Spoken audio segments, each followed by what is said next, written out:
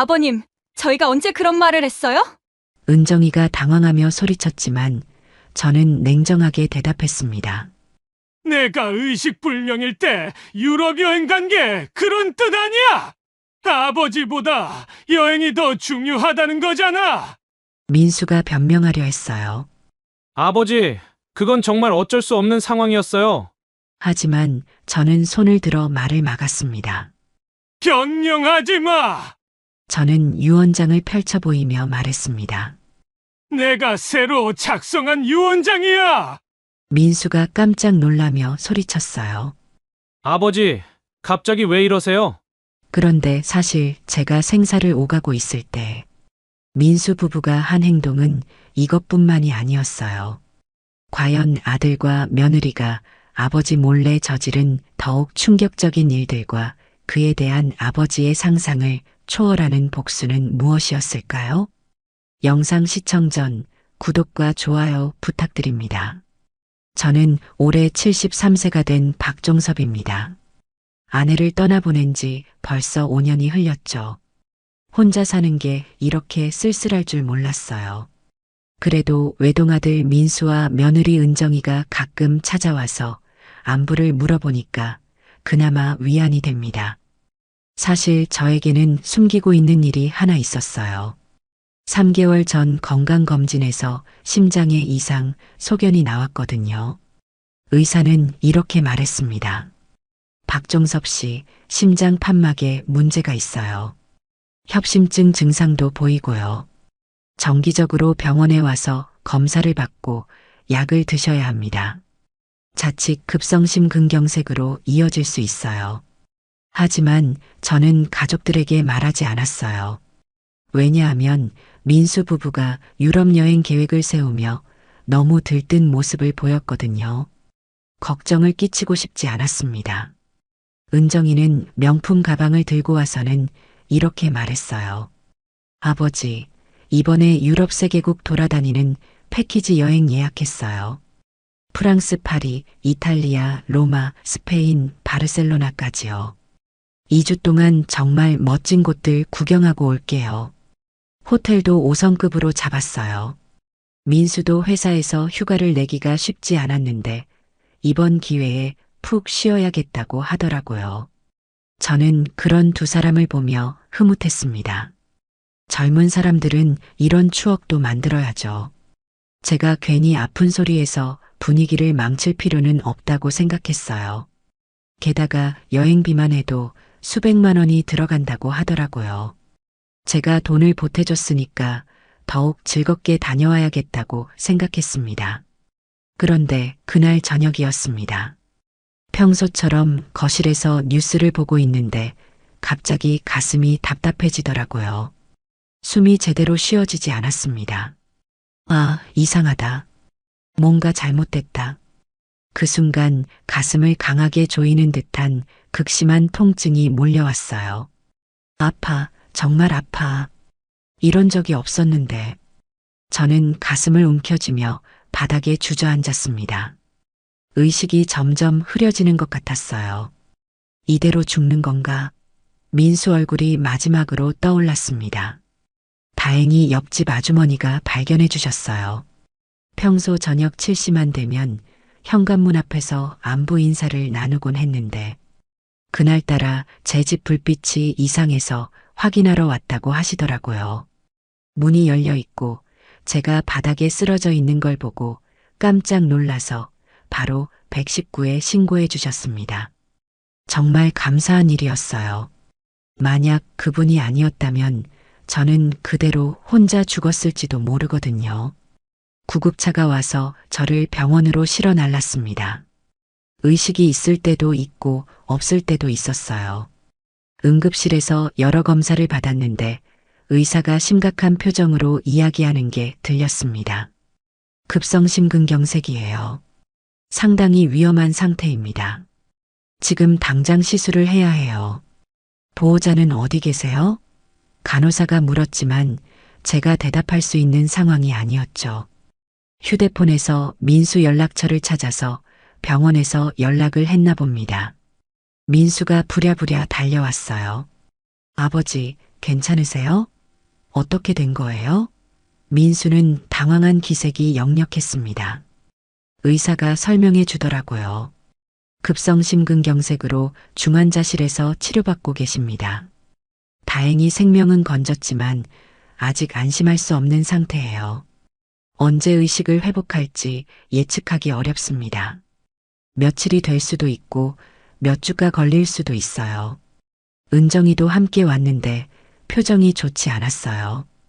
의사 선생님, 그럼 언제쯤 확실하게 알 수 있을까요? 저희가 계속 여기 있어야 하나요?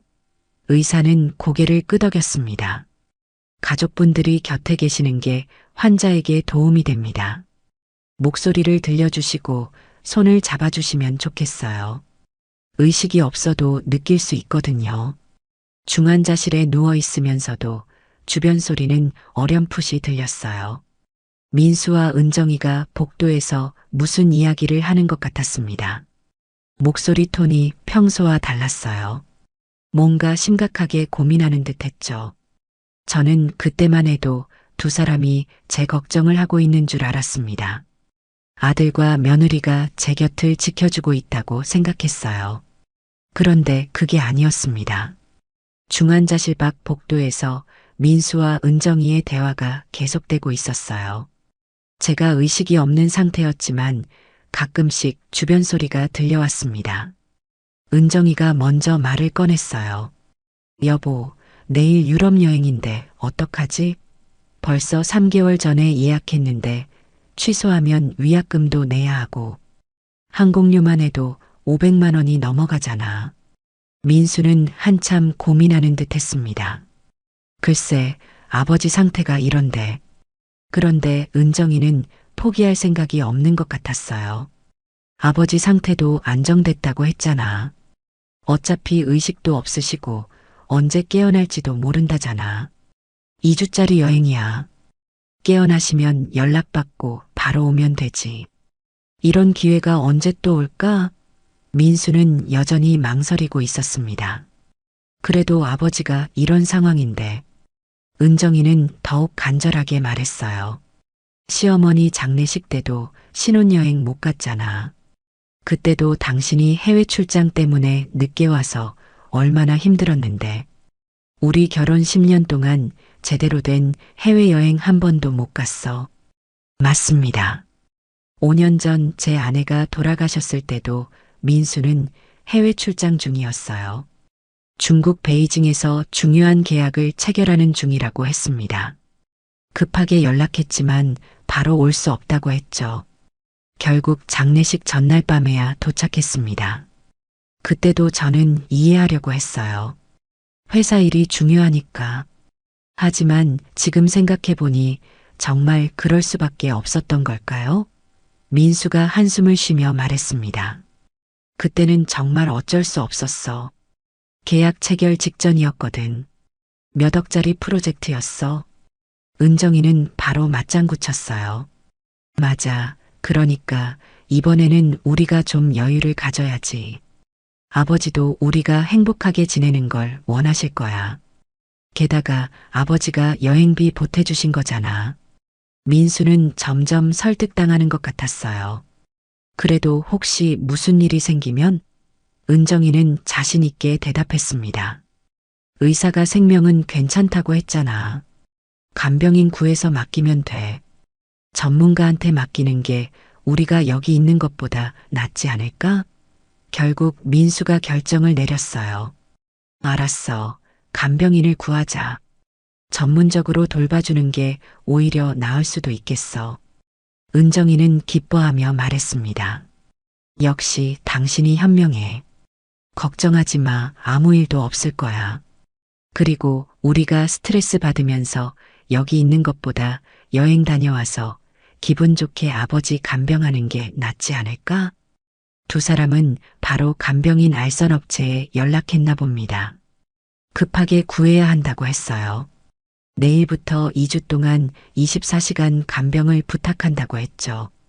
업체에서는 여러 명을 추천해 줬는데 그 중에서 경력이 가장 많은 김영희 씨를 선택했습니다. 간병인 알선업체에서는 김영이라는 분을 소개해 줬습니다. 10년 경력의 베테랑이고 환자 관리를 잘한다고 했어요.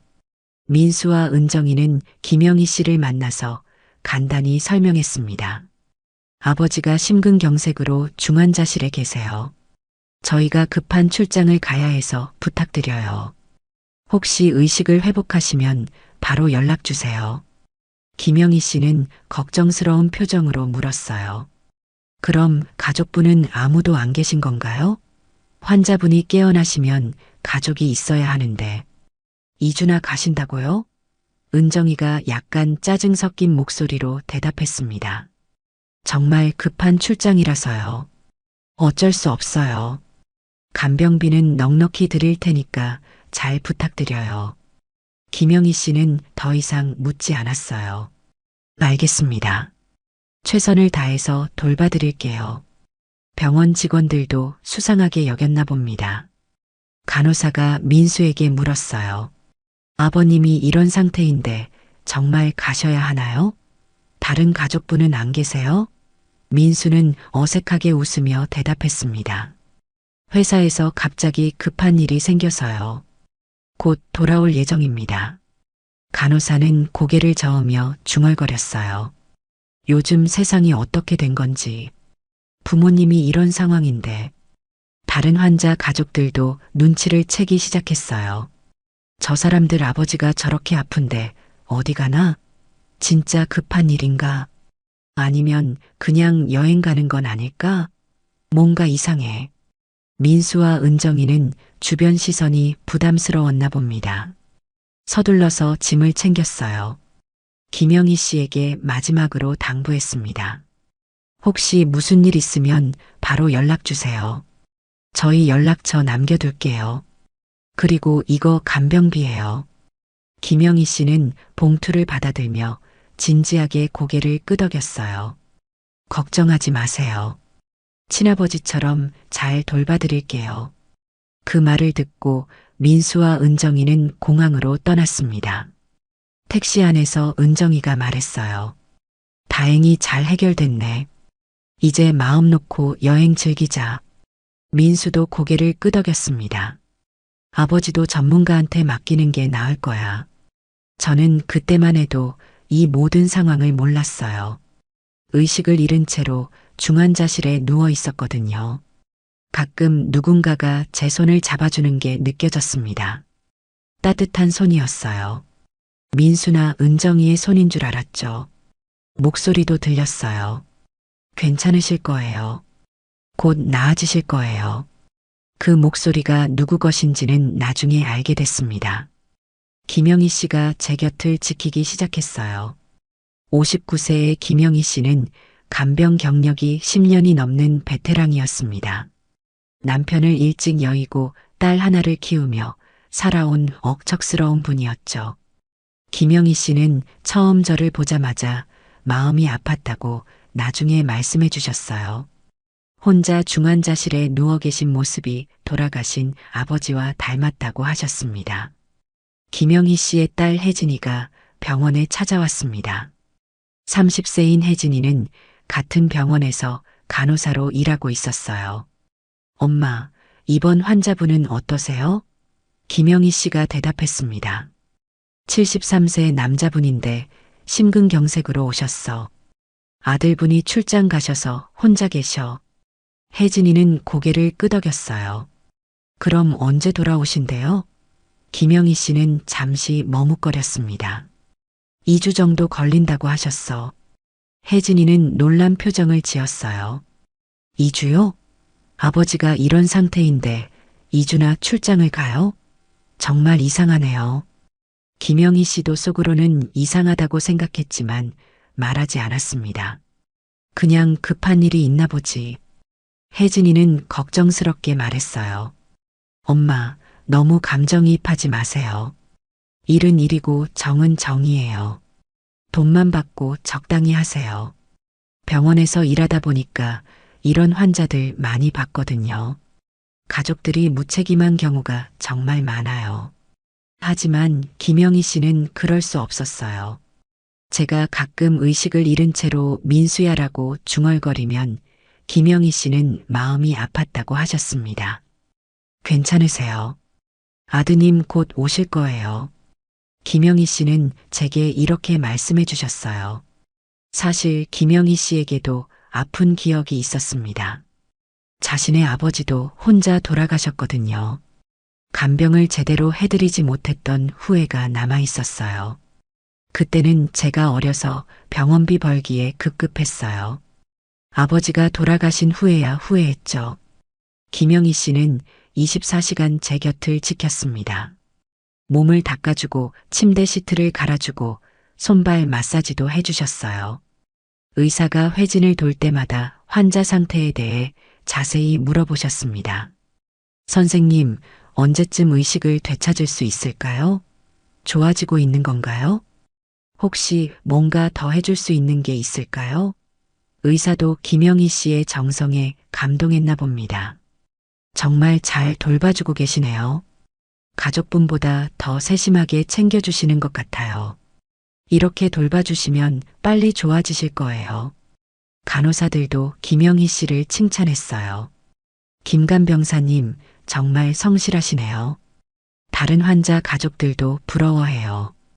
밤에도 제대로 안 주무시고 계속 환자분 곁에 계시더라고요. 김영희 씨는 겸손하게 대답했습니다. 당연한 일이에요. 제가 돌보는 환자분이니까요. 하지만 속으로는 걱정이 많았어요. 아들이 정말 출장 간 건지 의심스러웠거든요. 혜진이가 다시 찾아와서 어머니를 말렸습니다. 엄마, 왜 이렇게까지 해요? 밤에도 제대로 못 주무시고 몸 상하면 어떻게 해요? 다른 간병사들 보세요. 적당히 하잖아요. 김영희 씨는 미안한 표정으로 대답했어요. 이분 보면 돌아가신 아버지가 생각나서 그래. 혜진이는 한숨을 쉬었습니다. 엄마는 너무 정이 많으세요. 남의 일에 너무 감정이입하지 마세요. 그런데 이상한 일이 생길어요. 다른 환자 가족이 김영희 씨에게 물어봤습니다. 간병사님, 환자분 아들은 정말 출장 간 거예요? 김영희 씨가 그렇다고 하자 그 가족이 고개를 갸우뚱했어요. 그런데 저희가 엘리베이터에서 봤는데 여행용 캐리어를 끌고 가더라고요. 부부가 함께요. 옷차림도 여행 갈 때처럼 말이에요. 김영희 씨는 깜짝 놀랐습니다. 정말요? 혹시 잘못 보신 건 아니에요? 그 가족이 고개를 저었어요. 분명히 봤어요. 저희 아들이 저 부부가 누구냐고 물어봤거든요. 그래서 확인해 봤는데 중환자실 환자 아들이더라고요. 김영희 씨는 점점 의심이 들기 시작했어요. 혹시 정말 여행을 간 건 아닐까? 아버지가 이렇게 아픈데 그런 일이 있을까? 김영희 씨는 다른 간병사에게 물어봤습니다. 이런 경우 본 적 있어요? 가족이 환자를 두고 여행을 가는 경우요. 그 간병사가 고개를 끄덕였어요. 있어요. 생각보다 많아요. 특히 의식불명 상태일 때는 더 그래요. 어차피 깨어나지도 않는데 왜 여기 있냐는 식으로 생각하는 가족들이 있거든요. 김영희 씨는 충격을 받았습니다. 정말 그런 일이 있구나. 하지만 환자인 저에게는 절대 말하지 않기로 했어요. 혹시 의식을 되찾았을 때 상처받을까 봐서요. 김영희 씨는 더욱 정성껏 저를 돌봤습니다. 이분이 깨어나실 때까지 제가 가족 역할을 해야겠어. 그런 마음으로 최선을 다했어요. 밤에도 제대로 잠을 자지 않고 계속 지켜봤습니다. 혹시 갑자기 상태가 나빠질까 봐서요. 3일째 되는 날 아침이었어요. 저는 서서히 의식을 되찾기 시작했습니다. 눈꺼풀이 무겁게 느껴졌지만 천천히 뜰 수 있었어요. 어디지, 여기가? 하얀 천장이 보였습니다. 병원 냄새가 났어요. 그리고 제 손을 잡고 있는 따뜻한 손길이 느껴졌습니다. 정말 다행이에요. 깨어나셨구나. 낯선 여자 목소리였어요. 고개를 돌려보니 59세쯤 되어 보이는 여성분이 저를 바라보고 계셨습니다. 눈물까지 글썽이고 계시더라고요.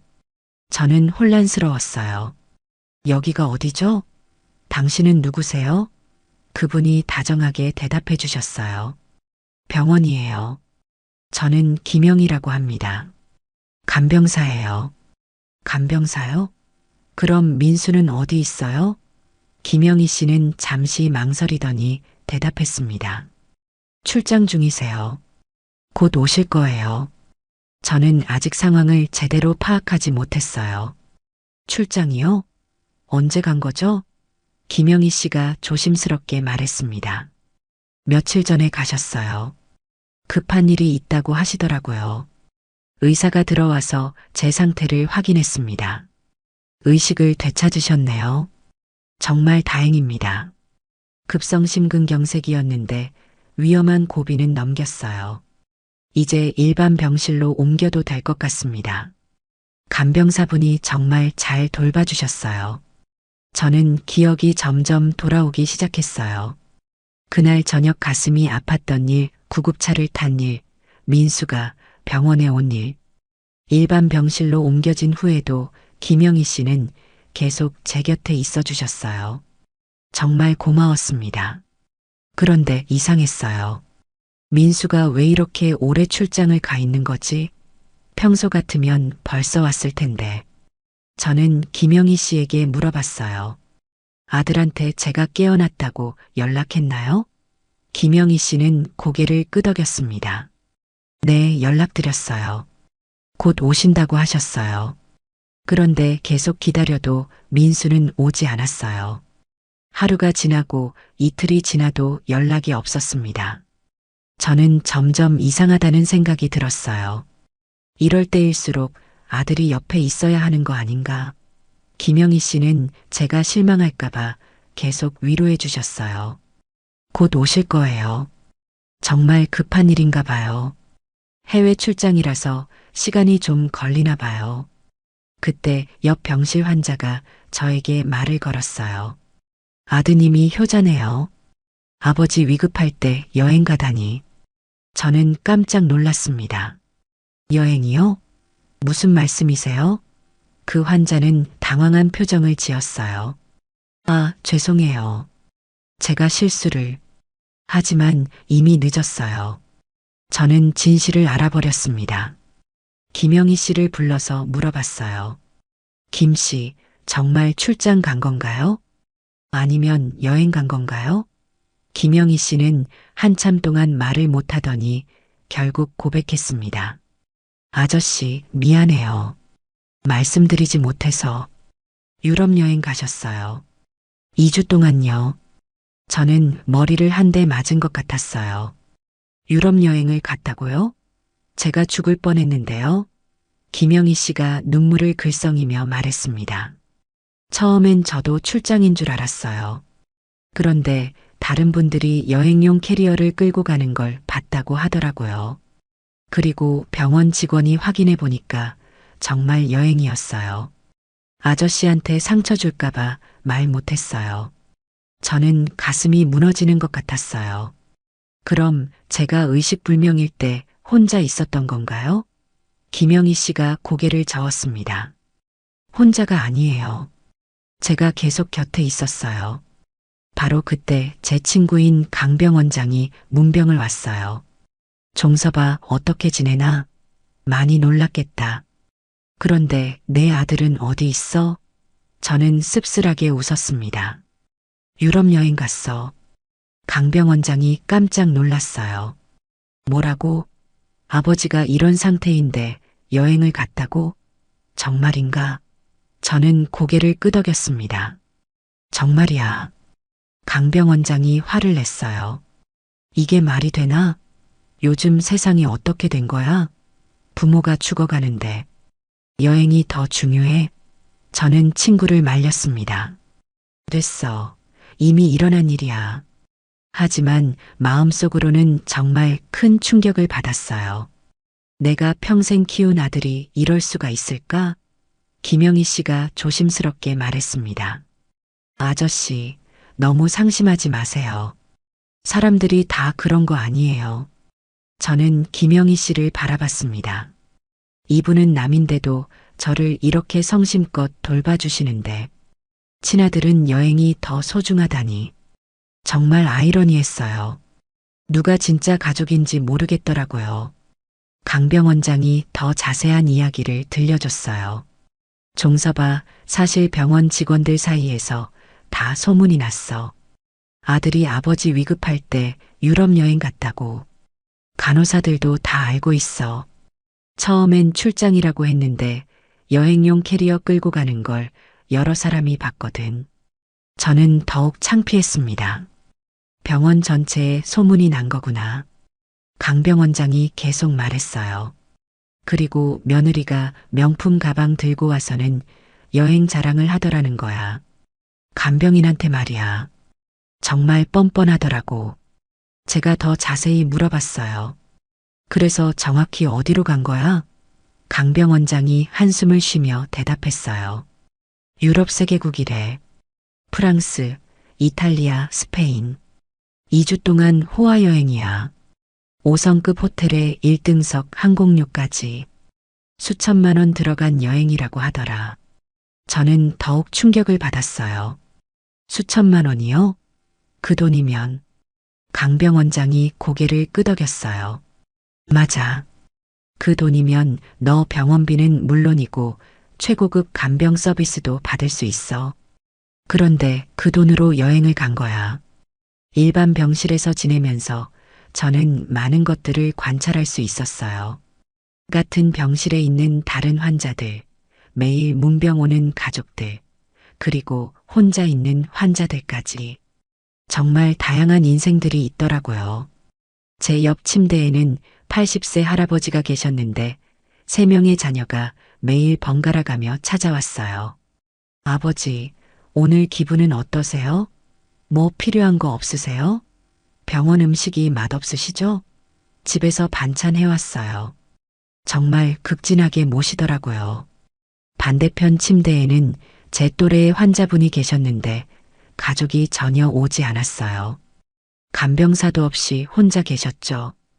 그분은 항상 창밖만 바라보고 계셨어요. 가끔 간호사가 와서 물어보면 괜찮다고 하시지만 표정이 너무 쓸쓸해 보였습니다. 김영희 씨는 제 간병뿐만 아니라 그분도 챙겨주셨어요. 할아버지, 물 좀 드실까요? 등 좀 긁어드릴까요? 그분은 고맙다고 하시면서도 눈물을 글썽이셨어요. 또 다른 침대에는 뇌졸중으로 입원한 분이 계셨는데 부인이 매일 와서 간병을 해주셨어요. 그런데 그 부인도 몸이 좋지 않아 보였어요. 허리가 아픈지 자꾸 허리를 만지시더라고요. 김영희 씨가 물어봤어요. 사모님, 허리가 많이 아프세요? 병원에서 한번 보시는 게 어떨까요? 그 부인이 대답했어요. 괜찮아요. 남편 간병하느라 좀 무리했나 봐요. 제가 안 하면 누가 해요? 자식들은 다 바쁘다고 하고. 그런데 어느 날 정말 충격적인 일이 있었어요. 복도에서 큰 소리가 들렸거든요. 나가보니 한 환자의 아들이 간병사와 싸우고 있었어요. 도대체 뭘 하고 있었던 거야? 아버지가 넘어졌는데 왜 못 봤어? 간병비를 얼마나 주는데? 그 간병사는 눈물을 흘리며 사과했어요. 죄송합니다. 제가 잠깐 화장실에 간 사이에 그 아들이 더 화를 냈어요. 화장실? 간병사가 화장실을 언제 마음대로 가? 24시간 붙어 있으라고 돈 주는 거잖아. 그 모습을 보며 저는 정말 부끄러웠어요. 나도 민수에게 그런 식으로 생각했나? 김영희 씨를 기계처럼 여긴 건 아닐까? 김영희 씨가 그 간병사를 위로해 주시더라고요. 언니, 너무 상심하지 마세요. 저런 가족들이 있는 반면 좋은 가족들도 많아요. 그날 밤 김영희 씨와 이야기를 나눴어요. 김 씨 간병이라면서 힘든 일이 많으셨겠어요. 김영희 씨가 한숨을 쉬며 말씀하셨어요. 힘든 일도 있지만 보람 있는 일도 많아요. 어떤 환자분들은 정말 고마워하시거든요. 그런 분들을 보면 이 일을 계속해야겠다는 생각이 들어요. 며칠 후에는 더 가슴 아픈 일이 있었어요. 한 병실에서 90세 할머니가 돌아가셨는데 자식들이 장례식 비용 때문에 다투는 걸 봤어요. 형이 더 내야 해. 형이 더 벌잖아. 아니야, 똑같이 나눠서 내자. 나도 애들 교육비 때문에 힘들어. 그 모습을 보며 저는 정말 씁쓸했어요. 부모님이 돌아가셨는데 돈 이야기를 하다니. 김영희 씨도 그 모습을 보고 고개를 저으셨어요. 저런 모습을 보면 정말 안타까워요.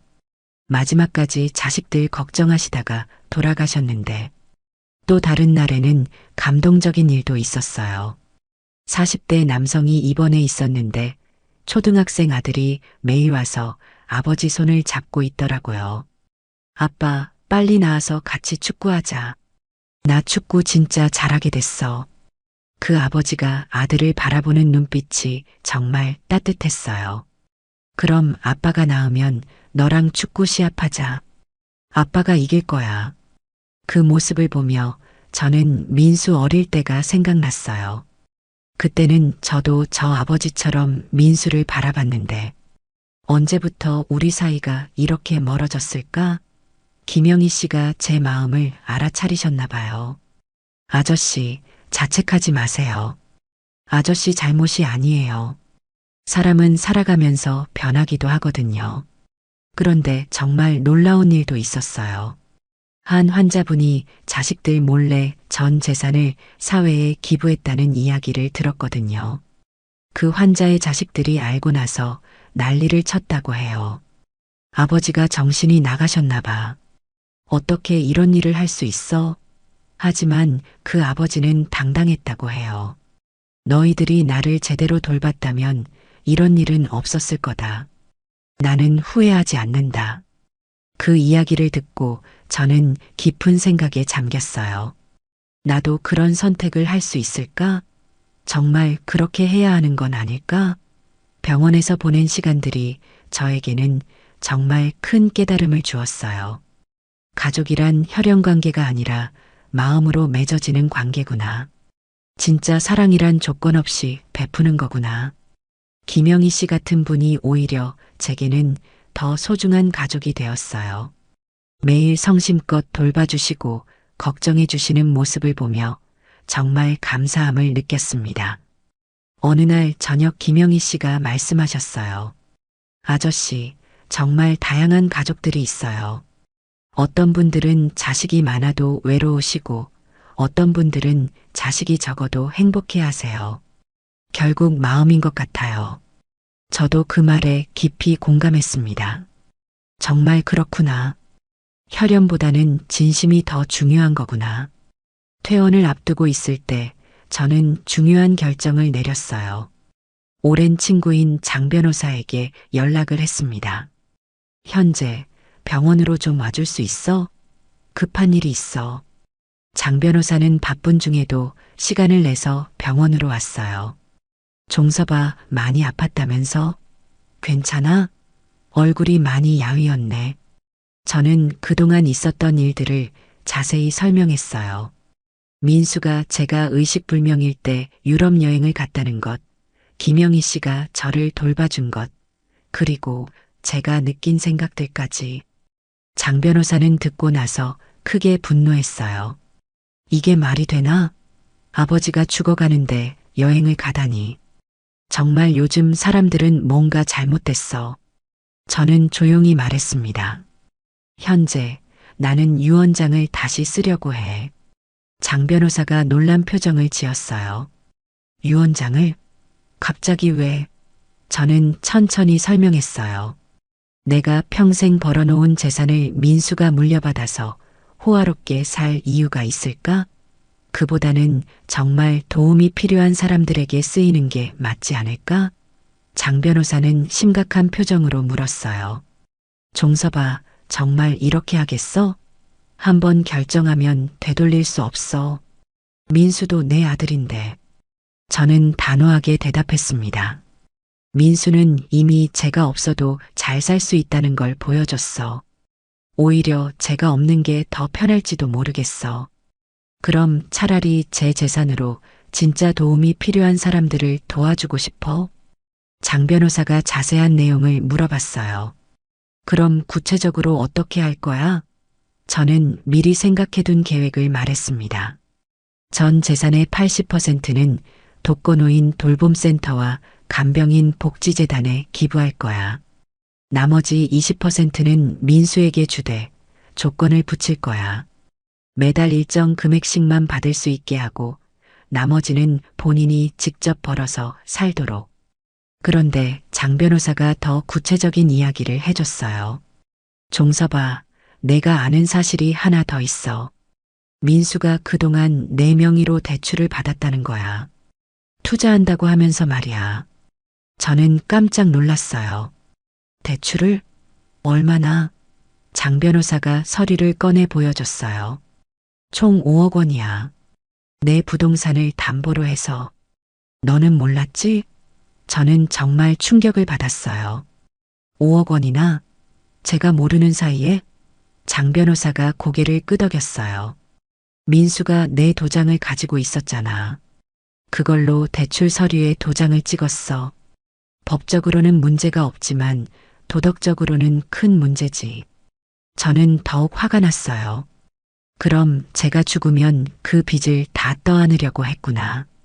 장 변호사가 말했어요. 맞아. 내가 죽으면 상속받은 재산으로 대출금을 갚고 나머지를 가져가려고 했던 거야. 정말 치밀하게 계획한 거지. 저는 분노가 치밀어 올랐어요. 이런 일까지 있었구나. 정말 제가 바보였네요. 장 변호사가 더 충격적인 이야기를 해줬어요. 그리고 민수 부부가 여행 가기 전에 부동산 중개업소에 가서 내 집 시세를 알아봤대. 혹시 모르니까 미리 알아본 거야. 저는 정말 어이가 없었어요. 제가 죽기를 기다리고 있었구나. 장 변호사가 계속 말했어요. 그뿐만 아니야. 은정이가 보험 설계사한테 문의해서 내 생명보험 수령 방법도 알아봤대. 정말 철저하게 준비한 거야. 저는 모든 것이 계획적이었다는 걸 깨달았어요. 제가 죽으면 재산을 상속받아서 호화롭게 살 계획이었구나. 장 변호사가 법적 절차에 대해 설명해 줬어요. 유언장 작성은 복잡해. 특히 이렇게 큰 규모의 기부는 더더욱 그래. 세금 문제도 있고 재단 설립 문제도 있어. 시간이 좀 걸릴 거야. 저는 괜찮다고 했어요. 천천히 해도 돼. 다만 확실하게 해줘. 민수가 나중에 이의제기 못하도록. 장 변호사가 더 자세한 계획을 제안했어요. 종서봐, 이왕 하는 거 제대로 해보자. 독거노인 돌봄센터는 전국에 10개소 정도 만들고 간병인 복지재단은 교육센터도 같이 운영하는 거야. 저는 그 아이디어가 마음에 들었어요. 좋아. 정말 의미 있는 일이 될 것 같아. 그리고 김영희 씨 같은 분들이 더 나은 환경에서 일할 수 있도록 도와주고 싶어. 장 변호사가 메모를 하며 말했어요. 그럼 일단 초안을 작성해 볼게. 독거노인 돌봄센터와 간병인 복지재단 설립에 대한 구체적인 계획도 세워야 해. 그런데 정말 민수한테는 아무것도 안 줄 거야? 저는 생각해보고 대답했어요. 아니야. 최소한의 생활비는 줘야겠어. 하지만 조건을 붙일 거야. 매달 200만 원씩 10년간만. 그 기간 동안 자립할 수 있도록 준비하라고. 장 변호사가 고개를 끄덕였어요. 그게 좋겠어. 아예 안 주면 법적 문제가 생길 수도 있어. 그리고 민수에게 편지도 써둬. 왜 이런 결정을 내렸는지 명확하게. 저는 감사하다고 했어요. 고마워, 현재. 평생 친구해준 게 정말 고마워. 장 변호사가 제 손을 잡으며 말했어요. 종서봐, 내가 힘들 때 옆에 있지 못해서 미안해. 나도 몰랐어. 민수가 그렇게 했다는 걸. 저는 괜찮다고 했습니다. 이제 알았으니까 됐어. 그리고 김영희 씨 같은 분을 만날 수 있어서 오히려 감사해. 진짜 가족이 뭔지 알게 됐거든. 그날 저녁 저는 혼자 앉아서 민수에게 쓸 편지를 준비했어요. 어떤 말을 해야 할까? 원망의 말일까? 아니면 마지막 당부의 말일까? 결국 진심을 담아서 쓰기로 했어요. 김영희 씨가 물어봤어요. 아저씨, 오늘 오신 분은 누구세요? 저는 대답했습니다. 오랜 친구예요. 변호사인데 앞으로 도움을 받을 일이 있을 것 같아서. 김영희 씨는 더 이상 묻지 않았어요. 하지만 뭔가 중요한 일이 있다는 걸 눈치채신 것 같았습니다. 그날 밤 저는 오랫동안 잠들지 못했어요. 정말 이 결정이 옳은 건지, 너무 가혹한 건 아닌지. 하지만 결국 마음을 굳혔어요. 이제 진짜 가족과 함께 새로운 인생을 시작해보자. 2주 만에 민수와 은정이가 여행에서 돌아왔어요. 공항에서 바로 병원으로 온 게 아니라 집에서 하루 쉬고 나서 왔더라고요. 아버지, 많이 좋아지셨네요? 민수는 마치 아무 일도 없었다는 듯이 말했어요. 은정이도 마찬가지였습니다. 아버지, 다행히 잘 지내셨네요. 우리가 걱정했는데 괜히 그랬나 봐요. 간병사님이 잘 돌봐주셨나 봐요. 저는 그들의 뻔뻔함에 어이가 없었어요. 여행은 어땠어? 민수가 신나게 대답했어요. 정말 좋았어요. 파리 에펠탑도 보고 로마 콜로세움도 구경하고 바르셀로나에서는 가우디 건축물들도 봤어요. 정말 멋있더라고요. 은정이는 핸드폰을 꺼내서 사진을 보여줬어요. 아버지, 사진 보세요. 정말 예쁘죠? 호텔도 5성급이라 너무 좋았어요. 음식도 정말 맛있었고요. 그런데 민수가 더 충격적인 말을 했어요. 아버지, 사실 여행 중에 부동산 투자 기회가 생겼어요. 현지 한국 교민이 소개해 준 건데 정말 좋은 조건이더라고요. 저는 놀라서 물어봤어요. 부동산 투자? 민수가 설명했어요. 파리 근교에 있는 아파트인데 임대 수익이 정말 좋대요. 지금 사두면 나중에 큰 돈이 될 거래요. 은정이도 거들었어요. 아버지, 이런 기회가 흔하지 않아요. 지금 사두면 우리 가족 미래가 보장될 거예요. 저는 어이가 없었어요. 여행 가서도 돈벌 궁리를 하고 있었구나. 그런데 더 가관인 건 다음 말이었어요. 민수가 조심스럽게 말을 꺼냈어요. 아버지, 사실 여행비가 예상보다 많이 들어서 카드 결제한 게 좀 많아요. 그리고 부동산 투자 계약금도 내야 하고요. 도와주실 수 있으세요? 저는 정말 기가 막혔어요. 아버지 병원비는 생각도 안 하면서 여행비에 투자금까지. 은정이도 거들었어요. 아버지, 저희가 평소에 아버지께 효도 많이 했잖아요. 이번 한 번만 도와주세요. 그리고 부동산 투자 성공하면 아버지 목도 따로 드릴게요. 저는 속으로 웃었어요. 제 몫을 따로 준다고? 제 돈으로 투자해놓고? 하지만 겉으로는 조용히 웃으며 말했습니다. 그래, 너희 말이 맞다. 나도 이제 내 인생을 위해 뭔가 의미 있는 일을 해야겠다. 민수가 기뻐하며 말했어요. 역시 아버지가 이해심이 많으시네요. 그럼 얼마나 도와주실 수 있어요? 부동산 계약금이 1억 정도 필요해요. 저는 잠시 생각하는 척 하더니 말했습니다. 그 전에 너희에게 보여줄 게 있어. 제가 가방에서 서류 봉투를 꺼냈어요. 이게 뭐예요? 민수가 물었습니다. 저는 천천히 대답했어요. 새로 작성한 유언장이야. 그리고 너희에게 쓴 편지도 있어. 민수와 은정이의 표정이 갑자기 굳어졌어요. 유언장이요? 갑자기 왜요? 저는 유언장을 펼쳐서 보여줬어요. 내전 재산의 80%를 독거노인 돌봄센터와 간병인 복지재단에 기부하기로 했어. 민수가 깜짝 놀라며 소리쳤어요. 아버지, 갑자기 왜 이러세요? 저는 차분하게 설명했어요. 너희가 말했잖아. 나 없이도 잘 살 수 있다고. 그 말이 맞는 것 같아. 실제로 증명해 보였잖아.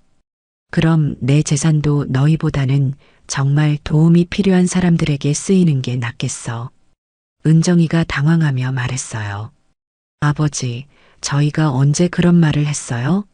저는 냉정하게 대답했어요. 내가 의식불명일 때 유럽 여행 간 게 그런 뜻 아니야? 아버지보다 여행이 더 중요하다는 거잖아.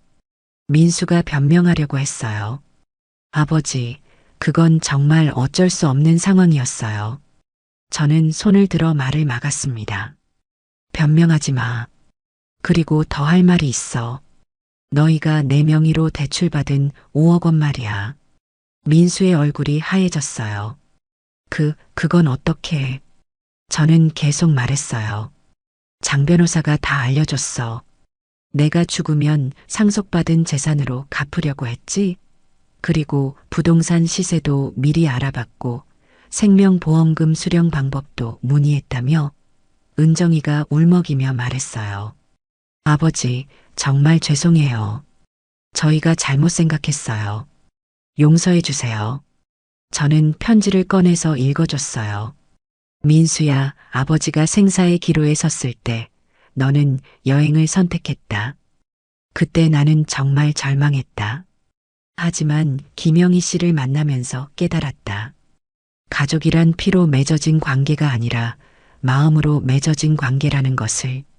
민수가 말을 막으려고 했어요. 아버지, 저희가 잘못했어요. 사과할게요. 저는 계속 편지를 읽었어요. 너는 내가 죽어도 여행이 더 소중했지만 김영희 씨는 남이인 나를 친아버지처럼 돌봐주었다. 누가 진짜 가족인지 이제 알겠다. 그리고 너희는 내가 죽기만 기다리면서 내 재산을 노리고 있었구나.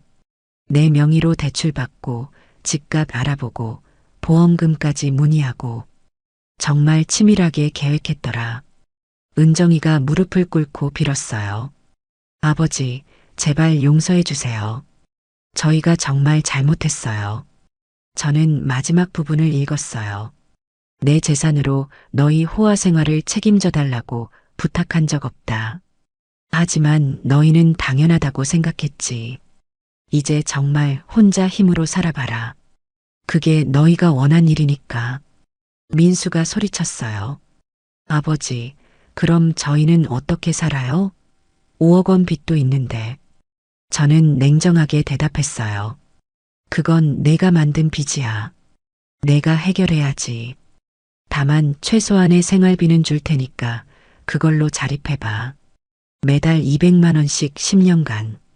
그 기간 동안 스스로 살아갈 방법을 찾아. 은정이가 울면서 말했어요. 200만 원으로 어떻게 살아요? 집 대출금도 있고 아이들 교육비도 있는데. 저는 단호하게 말했습니다. 다른 사람들은 그보다 적은 돈으로도 살고 있어. 너희도 할 수 있을 거야. 그동안 내 돈에 너무 의존해서 살았던 거야. 민수가 마지막으로 애원했어요. 아버지, 정말 마지막이에요. 다시 생각해 주세요. 저희 정말 반성하고 있어요. 저는 고개를 저었습니다. 늦었어. 기회는 충분히 있었어. 내가 아플 때 곁에 있어줄 기회, 진짜 아들로서 행동할 기회. 하지만 너희는 여행을 선택했잖아. 그때 이미 결정된 거야. 장 변호사가 들어와서 법적 절차를 설명했어요. 유 원장은 이미 공증을 받았습니다. 법적으로 효력이 있어요. 대출금 5억 원은 민수 씨 개인 채무이므로 상속 재산과는 별개입니다. 이의 제기를 하려면 상당한 근거가 필요하지만 현실적으로 어려울 겁니다. 민수가 장 변호사에게 따졌어요. 변호사님, 이런 게 법적으로 가능한가요? 저희는 유족인데 최소한의 상속분은 보장되어야 하는 거 아닌가요? 장 변호사가 차분하게 대답했어요. 법정 상속분은 보장해드렸습니다. 매달 200만 원씩 10년간 총 2억 4천만 원이죠. 이는 전체 재산의 20% 정도로 법적으로 문제 없습니다. 나머지는 본인이 자유롭게 처분할 권리가 있어요. 은정이가 울면서 따졌어요. 그럼 저희 집은 어떻게 해요? 5억 원 대출금 때문에 집을 팔아야 하는데. 저는 냉정하게 말했습니다. 그건 너희가 해결할 문제야.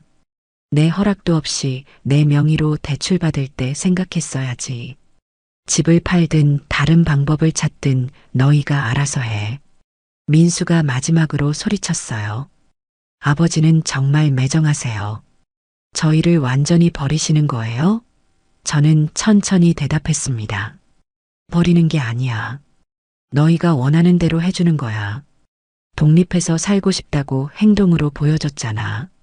그리고 나는 진짜 가족과 함께 남은 인생을 보내고 싶어. 은정이가 비웃으며 말했어요. 진짜 가족이요? 간병사가 진짜 가족이에요? 돈 때문에 아버지 돌본 거 아니에요? 김영희 씨가 조용히 말씀하셨어요. 저는 돈 때문이 아니었어요. 진심으로 아저씨를 돌봐드린 거예요. 그리고 이런 결정을 내리신 것도 이해해요. 은정이가 더 화를 냈어요. 이해해요? 남의 가족을 이간질해서 재산을 가로채려는 거 아니에요? 저는 화가 나서 말했습니다. 그만해. 김영희 씨는 내가 의식불명일 때 24시간 곁을 지켜주셨어. 너희가 여행 즐기고 있을 때 말이야. 누가 더 가족다운 행동을 했는지 생각해봐. 민수가 마지막으로 위협했어요. 아버지, 정말 이렇게 하실 거면 저희도 가만히 있지 않을 거예요. 법적으로 문제 삼을 수 있어요. 장 변호사가 단호하게 말했어요. 무슨 문제를 삼겠어요? 아버님 명의로 무단 대출 받으신 것부터 해결하시죠. 그게 더 큰 법적 문제가 될 수 있어요. 민수와 은정이는 할 말이 없어서 그냥 나가버렸어요. 나가면서 은정이가 중얼거렸어요. 진짜 후회하실 거예요. 저희 없으면 외롭게 죽으실 텐데. 저는 그 말을 듣고 오히려 시원했어요. 이제야 진짜 얼굴을 드러내는구나. 김영희 씨가 걱정스럽게 물어봤어요. 아저씨, 정말 괜찮으세요? 후회하지 않으세요? 저는 웃으며 대답했어요. 전혀 후회 안 해요. 오히려 속이 시원해요. 이제야 누가 진짜 가족인지 확실해졌거든요. 장 변호사가 서류를 정리하며 말했어요. 종서봐, 정말 잘한 결정 같아. 이제 마음 편하게 새로운 인생을 시작해봐. 그날 저녁 병원에서는 이 일이 큰 화제가 되었어요. 간호사들도 다들 알고 있더라고요. 정말 시원하게 해주셨네요. 아들분들이 너무했어요. 그런 아들들에게는 그 정도 해야 해요. 저는 정말 후련했습니다. 드디어 진짜 새로운 시작을 할 수 있게 됐구나. 민수와 은정이는 계속 사과했지만 저는 마음을 바꾸지 않았어요. 아버지, 제발 다시 생각해 주세요. 저희가 정말 잘못했어요. 앞으로는 절대 그러지 않을게요. 민수가 무릎까지 꿇으며 빌었지만 저는 단호했습니다. 이미 늦었어. 너희는 내가 없어도 잘 살 수 있다고 증명했잖아. 그럼 그렇게 살아봐. 은정이도 눈물을 흘리며 말했어요. 아버지, 저희가 어떻게 살아요? 아이들 교육비도 있고 집 대출금도 있는데. 저는 냉정하게 대답했어요. 그건 너희가 알아서 해결해야 할 문제야.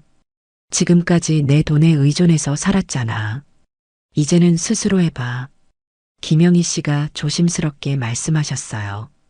아저씨, 저는 돈이 목적이 아니었어요. 그냥 당연한 일을 했을 뿐이에요. 저는 김영희 씨의 손을 잡으며 말했습니다.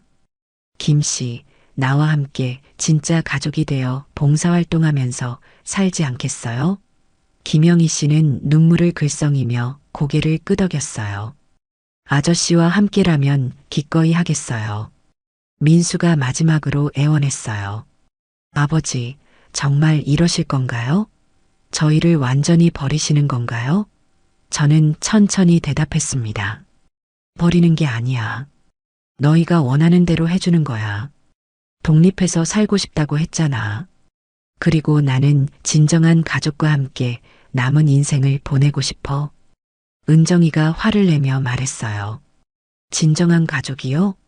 저희가 10년 넘게 모셨잖아요. 저는 씁쓸하게 웃었습니다. 10년 넘게 모셨다고?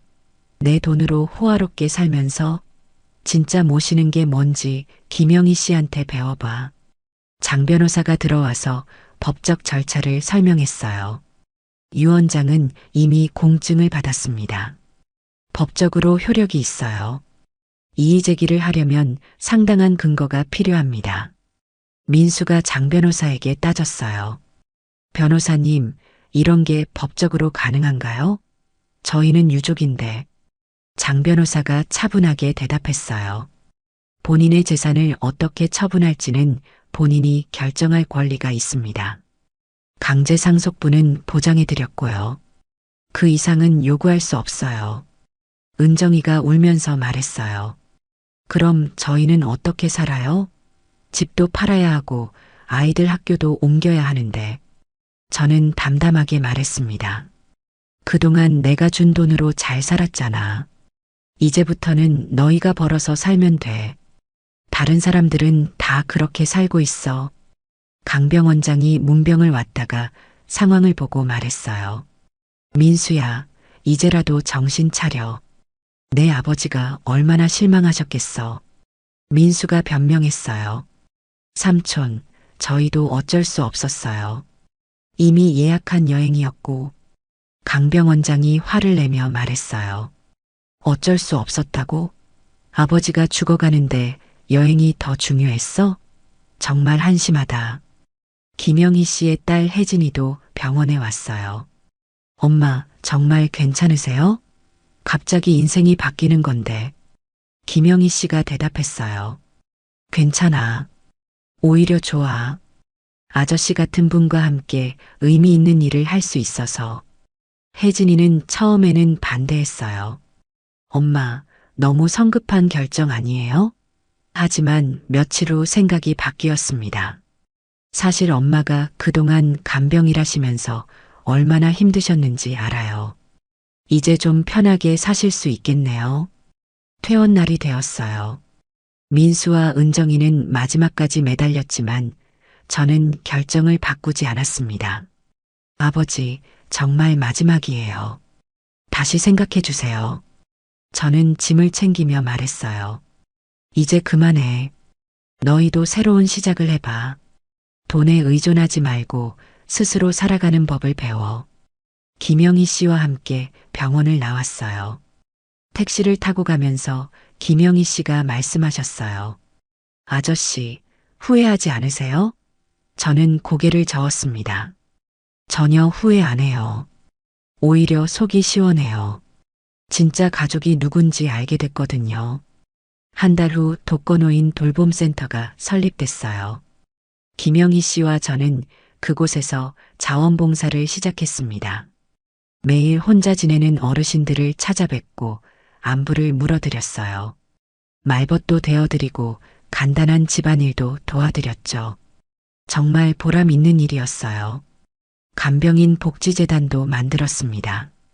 김영희 씨 같은 간병사분들을 위한 복지시설과 교육 프로그램을 운영했어요. 많은 간병사분들이 도움을 받았습니다.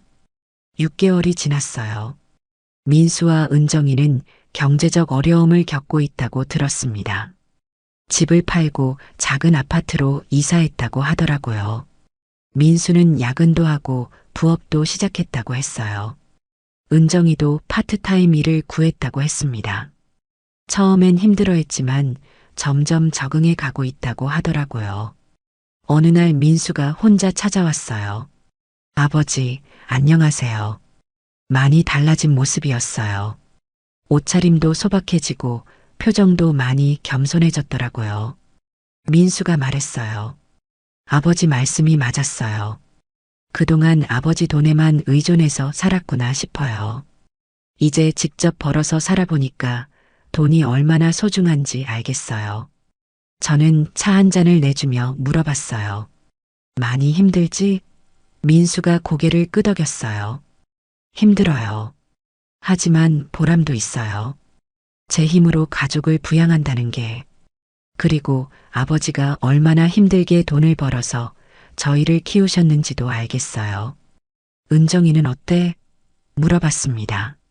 민수가 대답했어요. 처음엔 많이 원망했어요. 그런데 요즘은 오히려 감사해해요. 그동안 얼마나 안일하게 살았는지 깨달았다고. 아이들도 많이 달라졌어요. 용돈을 함부로 쓰지 않고 아껴 쓰더라고요. 저는 기뻤습니다. 그렇게 되길 바랐어. 민수가 조심스럽게 물어봤어요. 아버지는 어떻게 지내세요? 저는 웃으며 대답했어요. 정말 행복해. 매일 의미 있는 일을 하고 있거든. 김영희 씨와 함께 많은 어르신들을 도와드리고 있어. 민수가 김영희 씨에게 인사했어요. 김간병사님, 그동안 아버지 잘 돌봐주셨어요. 정말 감사합니다. 김영희 씨가 대답했어요. 당연한 일 했을 뿐이에요. 그리고 아저씨는 제게 더 큰 가족을 만들어주셨어요. 민수가 눈물을 글썽이며 말했어요. 아버지, 저희가 정말 잘못했어요. 이제야 깨달았어요. 가족이 뭔지, 효도가 뭔지. 저는 민수의 어깨를 두드려 주었어요. 이제라도 깨달으면 됐어. 앞으로 잘 살아가거라. 1년이 지났습니다. 저와 김영희 씨는 정말 가족이 되었어요. 서로를 의지하며 봉사활동을 계속하고 있습니다. 독거노인 돌봄센터는 지역에서 인정받는 기관이 되었고 간병인 복지재단도 많은 분들에게 도움을 주고 있어요. 민수 가족은 이제 한 달에 한 번씩 안부 인사를 와요. 예전처럼 돈을 달라고 하지 않고 진심으로 걱정해 주더라고요. 아이들도 할아버지를 진짜로 존경하는 눈빛으로 바라봐요. 어느 날 김영희 씨가 말씀하셨어요. 아저씨, 정말 잘한 결정이었던 것 같아요. 저는 고개를 끄덕였습니다. 정말 그래요. 이제야 진짜 가족이 뭔지 알게 됐어요. 혈연보다는 마음이 더 중요하다는 걸. 마지막으로 독거노인 돌봄센터에서 새로 오신 할아버지의 손을 잡으며 말씀드렸어요. 할아버지, 혼자가 아니에요. 저희가 가족이에요. 그분이 눈물을 흘리며 고맙다고 하실 때 저는 정말 행복했습니다. 내 인생의 진짜 의미를 찾았구나 싶었어요. 김영희 씨와 함께 웃으며 오늘도 새로운 하루를 시작합니다. 진정한 가족과 함께 보내는 이 시간들이 제 인생에서 가장 소중한 시간들이에요. 오늘 이야기가 좋으셨다면 구독과 댓글, 알람 설정 잊지 마시고 소중한 댓글 하나가 정말 큰 힘이 됩니다. 시청해 주셔서 진심으로 감사드립니다.